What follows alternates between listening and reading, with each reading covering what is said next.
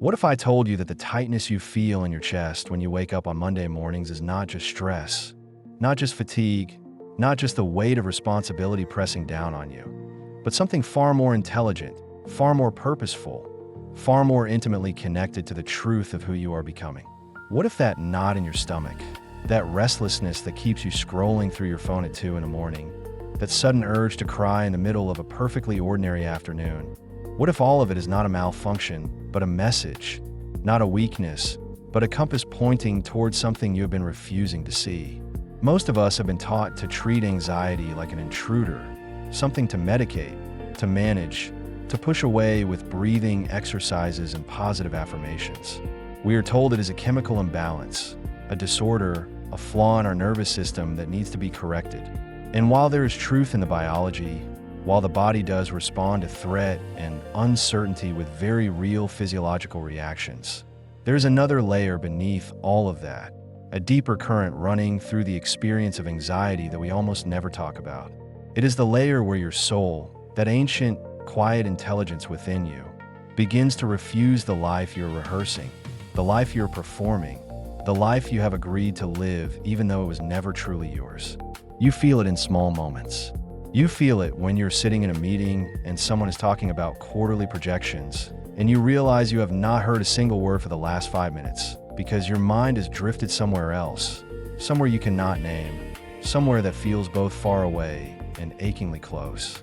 You feel it when you're driving home from work and you take a wrong turn, not by accident, but because some part of you wanted to delay the arrival, wanted to stretch out the in-between space where you're not yet required to be anyone. You feel it when you look at your calendar and see the same patterns repeating, the same obligations, the same conversations, the same roles you step in like a costume you have worn so many times it no longer fits, but you have forgotten how to take it off. This is not laziness. This is not self-sabotage. This is not a lack of discipline or gratitude. This is your inner self, the part of you that knows what you need before your conscious mind can articulate it, beginning to pull away from a life that does not match the shape of your becoming. And because you have not yet learned to listen to that quiet withdrawal, because you have been trained to override it, to push through it, to call it fear, and keep moving forward anyway, it begins to speak louder. It begins to speak through your body. It begins to speak through the very anxiety you're trying so hard to eliminate.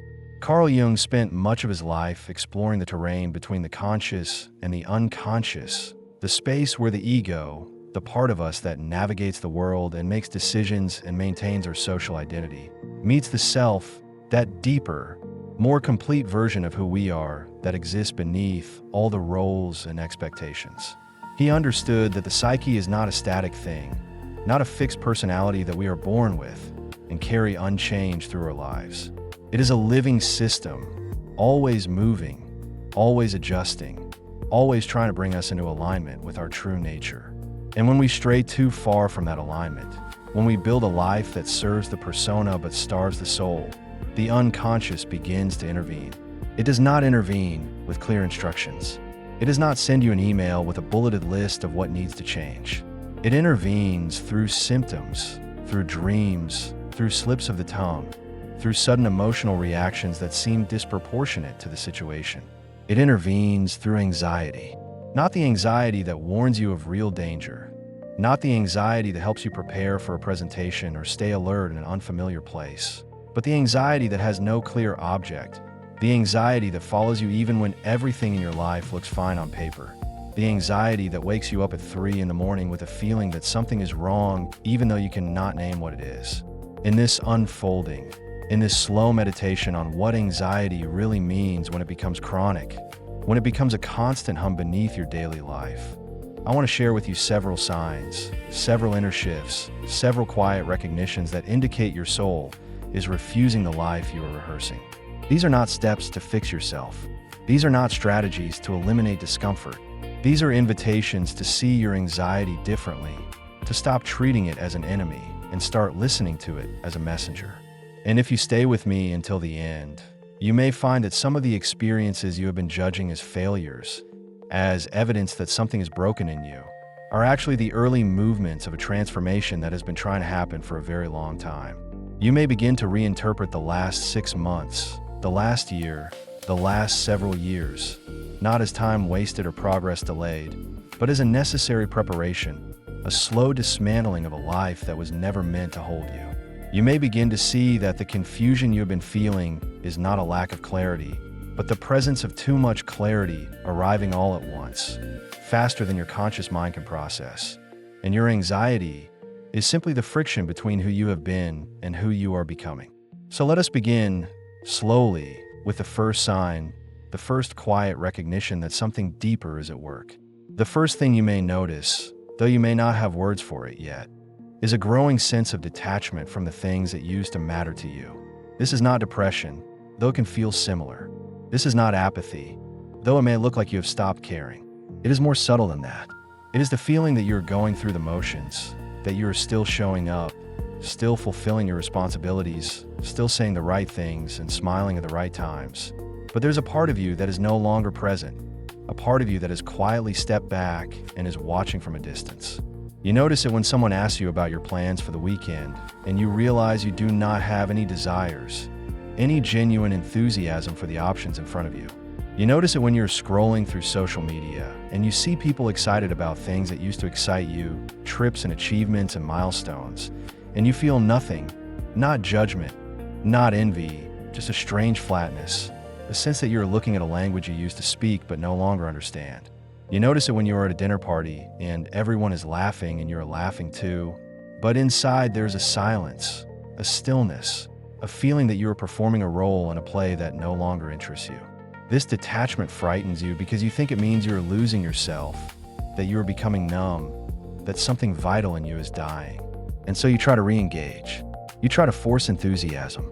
You sign up for new activities. You make plans. You tell yourself you just need to get out more, to be more social, to stop overthinking and just enjoy life. But the detachment does not lift. If anything, it deepens. And the anxiety increases because now you are not only detached, you are also anxious about being detached, worried that this is permanent, that you will never feel alive again. But what if this detachment is not a loss, but a release? What if your soul is gently, carefully withdrawing its energy from the life you have been living because that life, no matter how successful or stable or acceptable it looks from the outside, is not the life you are meant to be living? Jung spoke about the process of individuation, the lifelong journey of becoming who you truly are, and he made it clear that this process often requires a withdrawal from collective values, from the expectations of family and culture and society, so that you can discover what is genuinely yours. This withdrawal does not happen all at once. It begins with small moments of disconnection, small moments where the script you have been following stops making sense, where the goals you have been chasing stop feeling meaningful. Your anxiety, in this case, is not the problem. Your anxiety is the alarm that goes off when you try to stay engaged with something your soul has already left. It is the friction between your conscious effort to maintain the life you have built and your unconscious movement towards something else, something you cannot yet see, but can feel pulling at you from beneath the surface. The more you resist this detachment, the more you try to force yourself back into alignment with a life that no longer fits, the louder the anxiety becomes, because you are essentially trying to live in two directions at once. And here's where it gets even more subtle. You may not consciously know what you want instead. You may not have a clear vision of the life you are moving toward. In fact, most people in this stage do not. They only know what they're moving away from, and even that knowing is vague, more felt than thought. This is deeply unsettling for the rational mind, which wants a plan, which wants certainty, which wants to know that if you let go of this, you will have something better to hold on to. But the soul does not work that way. The soul works in cycles, in seasons. There is a time for building and a time for dismantling. There is a time for engagement and a time for withdrawal. And if you are in a season of withdrawal, if you are in the quiet, dark space where the old life is falling away, but the new life has not yet emerged, your job is not to force clarity. Your job is to trust the process, to stop pathologizing the detachment, and to let yourself be in the in-between. This does not mean you abandon your responsibilities. This does not mean you quit your job, or leave your relationships, or burn your life down in a dramatic gesture. It means you stop pretending. It means you stop trying to manufacture enthusiasm for things that no longer resonate. It means you allow yourself to feel the detachment without judgment, to notice it, to honor it as information, as a sign that something is shifting beneath the surface. And as you do this, as you stop fighting the detachment, the anxiety often begins to soften, not because the situation has changed, but because you are no longer at war with yourself. Let us move into the second sign, which is closely related but distinct. You may begin to notice that you are increasingly sensitive to inauthenticity, both in yourself and in others. Conversations that used to feel normal now feel exhausting. Small talk feels unbearable. You find yourself unable to engage in the polite performances that social life requires. The performances where everyone pretends everything is fine, where no one says what they really mean, where depth is avoided in favor of comfort. This sensitivity is not snobbery. It is not you becoming judgmental or superior. It is your soul refusing to participate in exchanges that have no real substance, that do not honor the truth of what you're going through. You sit across from someone at lunch, and they ask how you are, and you say fine, and they say fine, and you both know you're lying, but neither of you acknowledges it. And afterward you feel drained, not because the conversation was difficult, but because it was empty, because you spent energy maintaining a facade that serves no one. You begin to notice how much of your daily life is built on these small performances, these tiny betrayals of your actual experience. You notice how often you say yes when you mean no, how often you smile when you feel sad, how often you agree when you actually disagree. Not because you are afraid of conflict, but because you have been conditioned to prioritize harmony over honesty, to prioritize other people's comfort over your own truth. And now, for reasons you cannot fully explain, you cannot do it anymore. The cost has become too high. The energy required to maintain the performance exceeds the energy you have available. And so you start to withdraw, to say less, to show up less, to protect yourself from situations where you will be required to be false. This withdrawal often increases your anxiety because it isolates you. You start to feel like you do not fit anywhere, like you're too intense, too serious, too much. You worry that you're becoming difficult, that you're pushing people away, that you are sabotaging your relationships. And maybe some relationships do fall away during this time. Maybe some friendships that were built on surface-level compatibility cannot survive your new need for depth. But this is not failure. This is refinement.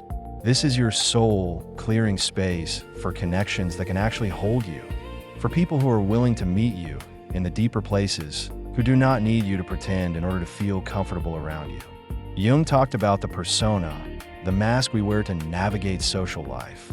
And he made it clear that the persona is necessary, that we all need some degree of adaptation to function in the world. But he also warned that if we identify too completely with the persona, if we forget that it is a mask and start to believe it is who we really are, we lose contact with the self, with the deeper, more authentic core of our being. And when that loss of contact becomes too great, when the gap between the persona and the self becomes too wide, the psyche intervenes. It creates symptoms. It creates discomfort. It creates anxiety that will not go away no matter how much you try to manage it. Because the anxiety is not the problem. The anxiety is pointing to the problem, which is that you're living a life that requires you to be someone you are not. So this increasing sensitivity to inauthenticity, this growing inability to engage in empty exchanges, is not a flaw.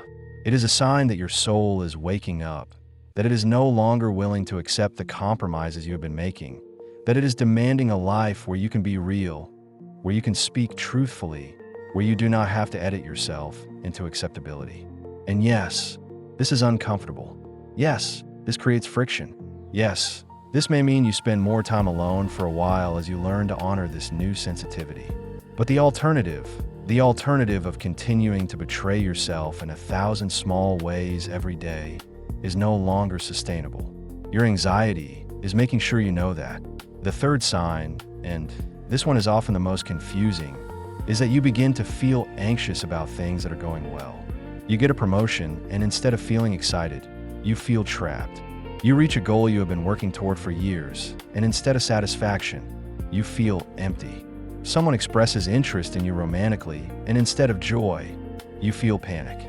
On the surface, these are good things, things you thought you wanted, things you have been telling yourself would make you happy.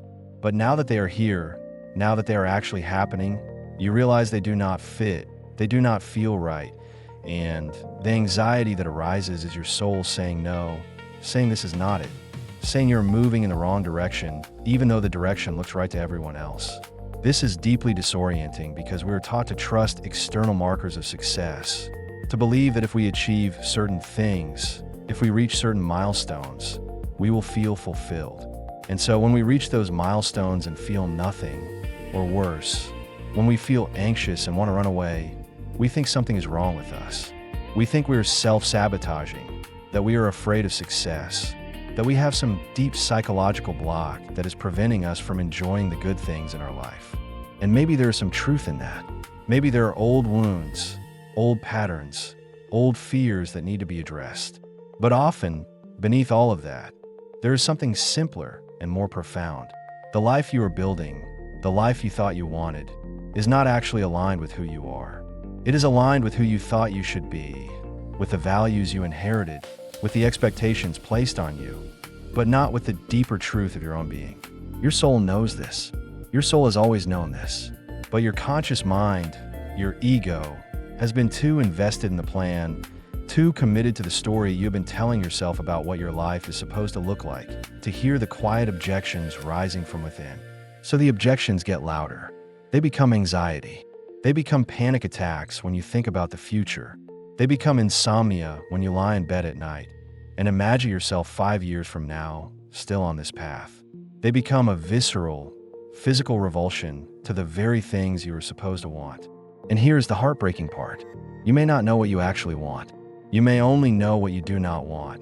And even that knowing may feel selfish, ungrateful, irrational. How do you explain to people that you are anxious about the good things in your life? How do you tell your family that the career they are so proud of you for building feels like a cage? How do you tell your partner that the future you have been planning together fills you with dread? You cannot. Not easily, because the language we have for these experiences is so limited, so pathologizing. We call it fear of commitment, fear of success, fear of happiness, as if the problem is that you are afraid of good things rather than that the things being offered are not actually good for you. Jung would say that this anxiety is the self trying to redirect you, try to pull you back from a path that will take you further away from your true nature. He would say that the ego has made a plan, has committed to a direction, but the self, which has a wider perspective, which sees not just what you want now, but what you need for your entire life, is objecting. And the objection comes through as anxiety, because anxiety is the language of misalignment, the signal that fires when you're moving towards something that looks right, but feels wrong. So what do you do with this? How do you live with the knowledge that the life you are building may not be the life you are meant to live? You start by acknowledging it. You start by admitting, at least to yourself, that the anxiety is not random, that it is not a malfunction, that it is information. You start by giving yourself permission to question the path you are on, even if you do not have an alternative yet, even if questioning it feels terrifying.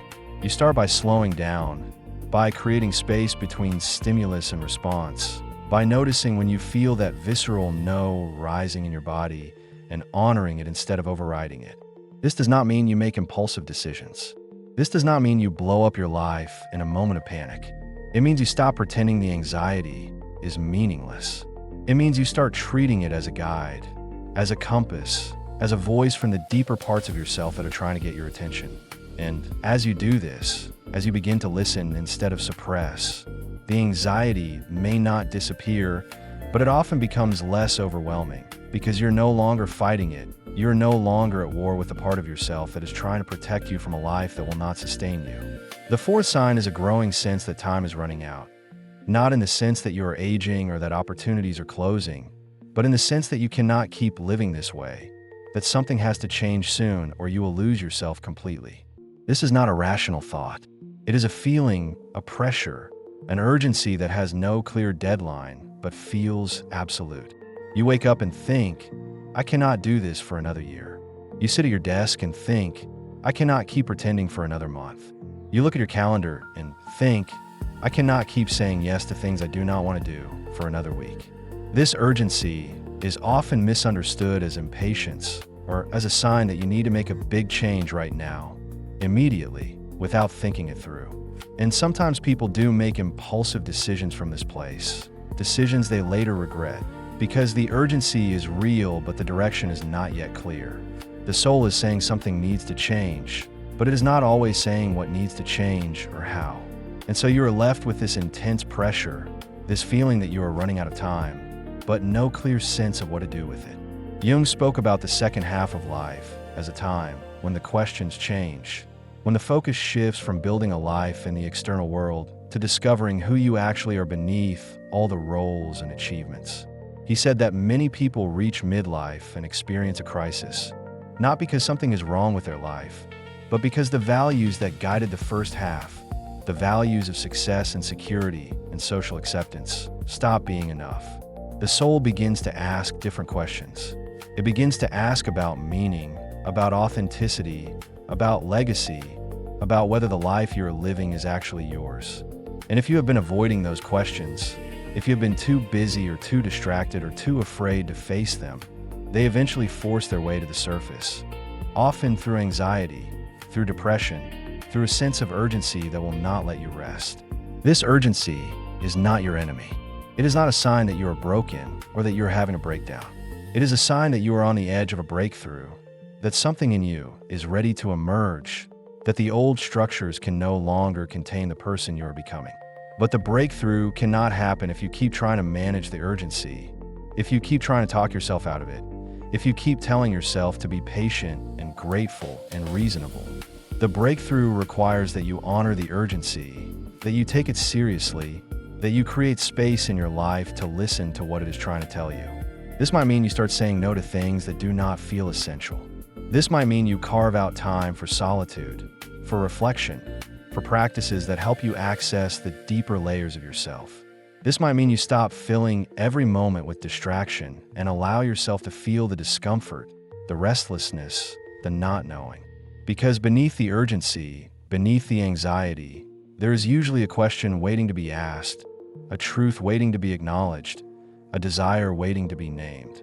And until you slow down enough to hear it, the urgency will keep building, the anxiety will keep intensifying, because your soul will not let you ignore it forever.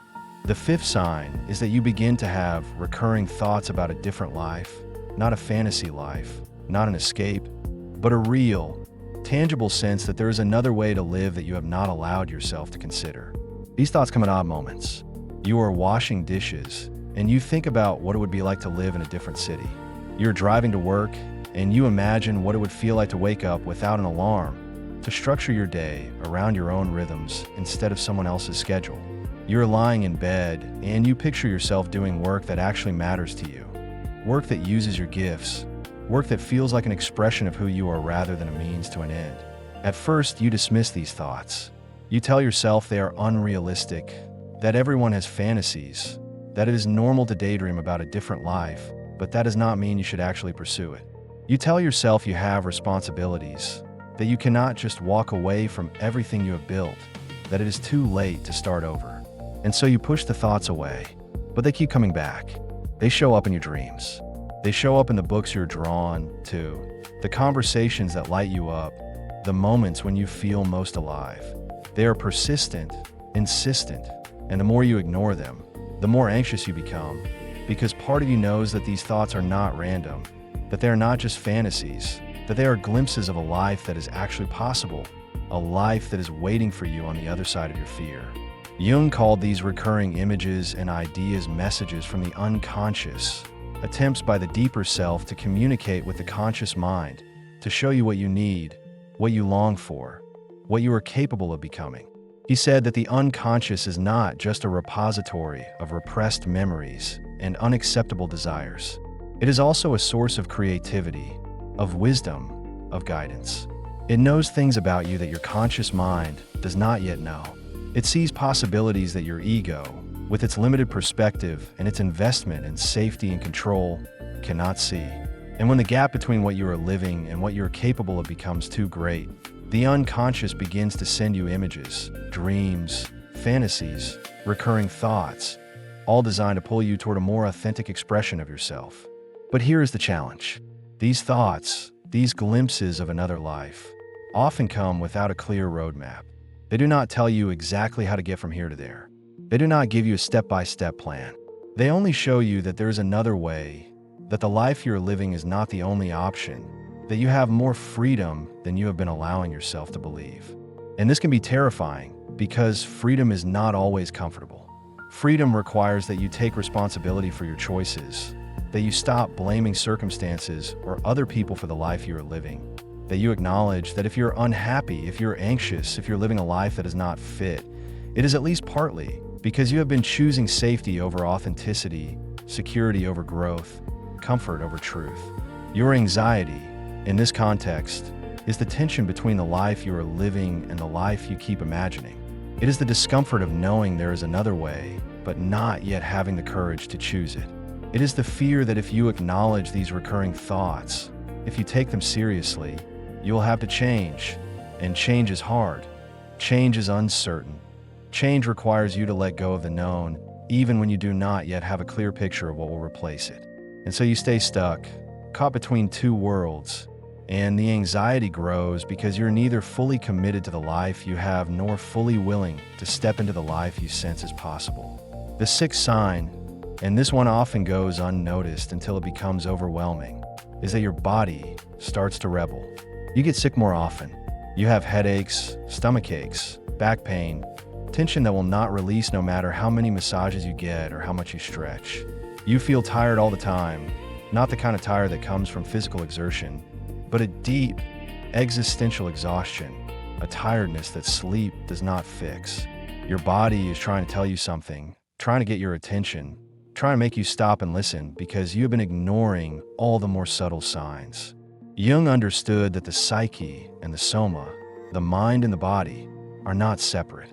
They are two aspects of the same system, and when the psyche is in distress, when there's a conflict between the conscious and the unconscious, the body often bears the burden. He saw physical symptoms not just as medical problems to be treated, but as symbolic expressions of psychological conflicts, as the body's way of speaking when the mind refuses to listen.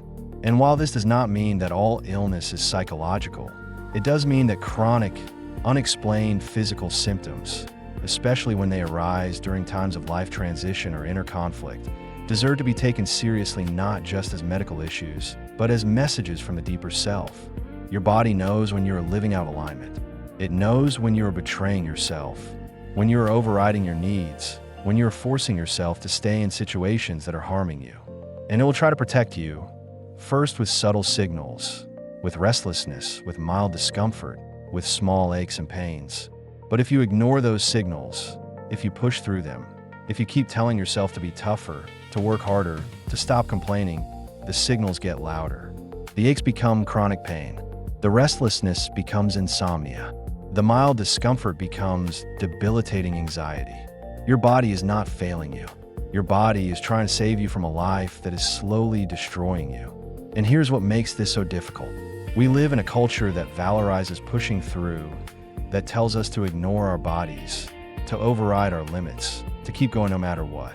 We are taught that rest is laziness, that pain is weakness, that if we just try harder, if we just have more discipline, we can force our bodies to comply with the demands we place on them. But the body does not work that way.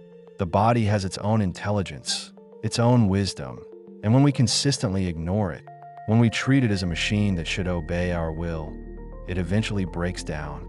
And the breakdown is not a failure. The breakdown is a message. It is your body saying, I cannot keep doing this. It is your body saying, something has to change. So if you are experiencing chronic physical symptoms, if you are exhausted in a way that does not make sense given your actual physical activity, if your body feels heavy and tight and resistant, do not just treat it as a problem to be fixed. Ask it what it is trying to tell you. Ask yourself what you are forcing, what you are overriding, what you are refusing to acknowledge. And then, as much as you are able, begin to honor what your body is asking for. This might mean rest, real rest, not just a weekend off, but a fundamental shift in how you are living. This might mean boundaries, saying no to demands that are depleting you. This might mean movement, not exercise as punishment, but movement as a way to reconnect with your body, to feel it, to listen to it. Your anxiety and your physical symptoms are often intertwined, each amplifying the other, creating a feedback loop that feels impossible to escape. But the way out is not through more control, more management, more strategies to force your body and mind into compliance. The way out is through listening, through softening, through allowing yourself to be vulnerable enough to admit that the way you have been living is not working, that something deeper is asking for your attention, that your soul is refusing the life you are rehearsing, and your body is making sure you cannot ignore it any longer. The seventh sign is that you feel increasingly drawn to solitude, not because you dislike people, but because you need space to hear yourself, to feel yourself, to reconnect with the parts of you that get lost in the noise of daily life. You find yourself canceling plans, not out of depression or social anxiety, but because the thought of being around people, of having to perform, of having to be on, feels unbearable. You crave silence. You crave stillness. You crave time alone where you do not have to explain yourself, where you do not have to be anything other than what you are in that moment. This craving for solitude often brings guilt. You worry that you are becoming antisocial, that you are isolating yourself, that you are missing out on life. You see other people who seem energized by social interaction, who seem to thrive in groups, and you wonder what is wrong with you, why you need so much time alone, why you cannot just be normal. But this need for solitude is not pathological. It is not avoidance. It is a sign that you are in a process of deep inner work, that something is shifting beneath the surface, and you need space and quiet to allow that shift to happen. Jung spoke about the importance of solitude in the individuation process, the importance of withdrawing from the collective, from the noise and demands of the outer world, so that you can hear the voice of the self, so that you can begin to distinguish between what is truly yours and what you have absorbed from others. He said that this withdrawal is not permanent, that it is a necessary phase, a time of incubation, a time when the new self is forming in the darkness before it can emerge into the light. But during this time, solitude is not optional. It is essential. It is the container in which the transformation happens. So if you're feeling this pull towards solitude, honor it. Do not force yourself to be social when you need to be alone. Do not judge yourself for needing more space than other people seem to need. Trust that this is part of your process, that your soul is asking for the conditions it needs to do its work. And one of those conditions is time away from the demands and expectations of others. This does not mean you abandon your relationships or your responsibilities. It means you create pockets of solitude, moments in your day or your week where you can be alone, where you can sit in silence, where you can let your mind wander without agenda or purpose. In these moments of solitude, you may begin to hear things you have been too busy to hear. You may begin to feel things you have been too distracted to feel. You may begin to sense the shape of the life that is trying to emerge, not through thinking or planning, but through a kind of quiet knowing that arises when you stop filling every moment with noise. This is not about finding answers. This is about creating space for the questions, for the uncertainty, for the not knowing. Because the transformation you are going through, the shift from the life you have been rehearsing to the life your soul is calling you toward, does not happen through force or effort. It happens through surrender, through patience, through allowing yourself to be in the in-between without rushing to resolve it. The eighth sign, and this one could be the most painful, is that you begin to outgrow relationships that once felt essential. People you have known for years, people you love, people who have been part of your life for so long you cannot imagine life without them, suddenly feel distant. Conversations that used to flow easily now feel strained. You find yourself pretending, performing, trying to be the version of yourself they're used to, and it exhausts you. You realize that you have changed, that you are changing, and the relationship has not changed with you, and you do not know how to bridge that gap. This is one of the loneliest parts of inner transformation, the realization that not everyone can come with you, that some relationships were meant for a certain season of your life, and that season is ending. You may feel guilty for pulling away. You may feel like you are abandoning people who have been there for you. You may try to force the connection, to pretend nothing has changed, to keep showing up even though it feels false. But your soul knows.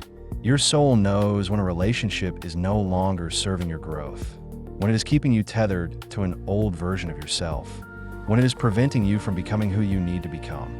Jung talked about the importance of letting go, of allowing the natural cycles of life to unfold without clinging to what was. He said that growth requires death, that the new self cannot be born until the old self dies, And part of that death is the release of relationships, identities, roles, and patterns that no longer fit. This does not mean those relationships were not important. It does not mean they were not real or valuable. It means they were part of a chapter that is closing, and trying to keep them alive beyond their natural end only creates suffering, both for you and for the other person. Your anxiety around these relationships is often a sign that you're trying to hold on to something that is already gone, that you're trying to be loyal to a version of yourself that no longer exists. And the more you try to maintain these connections out of obligation or guilt or fear of being alone, the more anxious you become, because you are once again living in two directions at once, trying to honor your growth while also trying to stay the same, and is tearing you apart. Letting go does not have to be dramatic.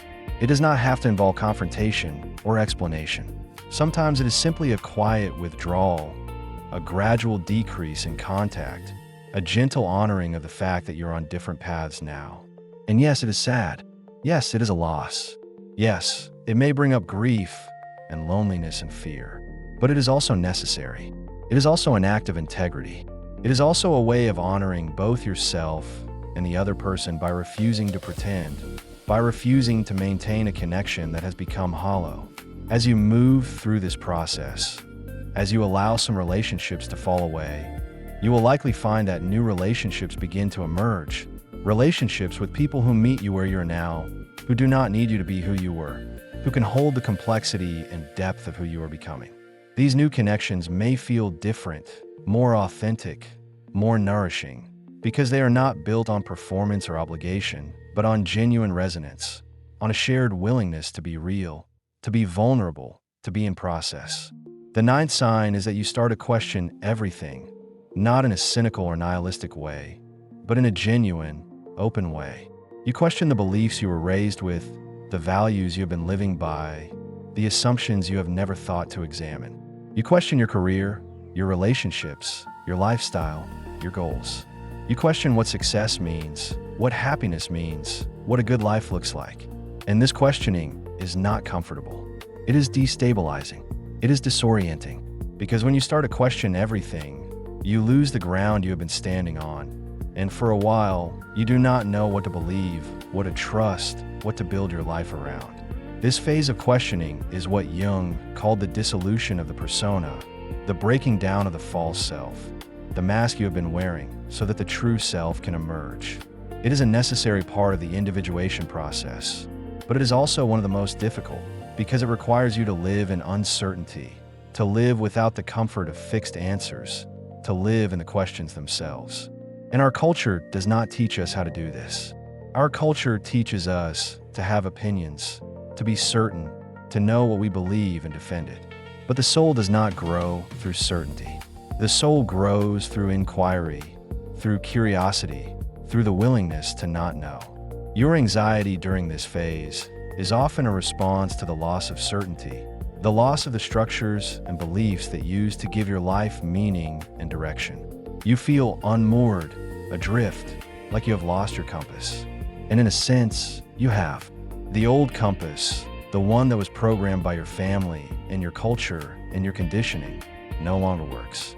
It is pointing you toward a destination that is not yours. And so you have to find a new compass, one that is calibrated to your own inner truth. But that compass does not come ready-made. You have to build it slowly, through trial and error, through paying attention to what feels right and what feels wrong, through learning to trust your own inner knowing even when it contradicts everything you've been taught. This process takes time. It takes patience. It takes a willingness to live in the discomfort of not knowing, to resist the temptation to grab onto new certainties just to ease the anxiety, to allow yourself to be in the questions long enough for real answers, your answers, to emerge. And as you do this, as you learn to tolerate the uncertainty, the anxiety often begins to shift. It does not disappear, but it becomes less overwhelming because you are no longer fighting it. You are no longer treating it as a sign that something is wrong. You are recognizing it as part of the process, as the natural discomfort that comes with growth, with change, with becoming. The 10th sign, and perhaps the most subtle, is that you begin to have moments of deep, inexplicable knowing, moments where you just know something is true, even though you cannot explain how you know it. You know you need to leave a situation even though you cannot articulate why. You know a certain path is right for you even though it makes no logical sense. You know you are being guided, supported, held by something larger than yourself, even though you have no proof, no evidence, nothing you can point to that would convince anyone else. These moments of knowing are glimpses of the self, of the deeper intelligence within you that is always present, but usually drowned out by the noise of the ego, by the constant chatter of thoughts and worries and plans. Jung called this the voice of the self, and he said that learning to hear it, learning to trust it, is one of the most important tasks of the second half of life. But it requires that you quiet the ego, that you create space for the deeper voice to be heard, and that you have the courage to follow it even when it leads you in directions that do not make sense to the rational mind. Your anxiety, in this context, is often the ego's resistance to the guidance of the self. The ego wants control, wants certainty, wants to understand and plan and manage. But the self operates on a different level. It sees the bigger picture. It knows what you need for your soul's growth, not just for your comfort or success in the conventional sense. And when the self starts to guide you in a direction that the ego does not understand, the ego panics. It creates anxiety. It tells you that you're making a mistake, that you're being reckless, that you need to think this through more carefully. And sometimes the ego is right. Sometimes you do need to slow down and think things through. But sometimes the ego is just afraid of losing control, afraid of the unknown, and the anxiety it creates is not a warning, but a resistance. Learning to distinguish between the voice of fear and the voice of knowing is one of the most important skills you can develop during this process. Fear is loud, urgent, insistent. It tells you all the reasons why something will not work, all the ways you could fail, all the dangers you need to avoid. Knowing is quiet, steady, calm. It does not argue. It does not justify. It simply is. It is a felt sense in your body, a quiet certainty that arises from a place deeper than thought. And the more you learn to recognize this quiet knowing, the more you learn to trust it, the easier it becomes to navigate the uncertainty, to make choices that are aligned with your true self, even when they do not make sense to anyone else. So as we come to the end of this exploration, as we begin to gather all of these signs into a coherent whole, I want you to see that they are not separate issues, not isolated symptoms that need to be fixed one by one. They are all part of the same process, the same movement, the same transformation. Your soul is refusing the life you are rehearsing. It is refusing the roles you have been playing, the persona you have been maintaining, the path you have been following because it seemed like the right path, the safe path, the path everyone expected you to take. And because you have not yet fully heard this refusal, because you have been trying to manage it, to medicate it, to push through it, it is speaking louder and louder through your body, through your emotions, through your anxiety.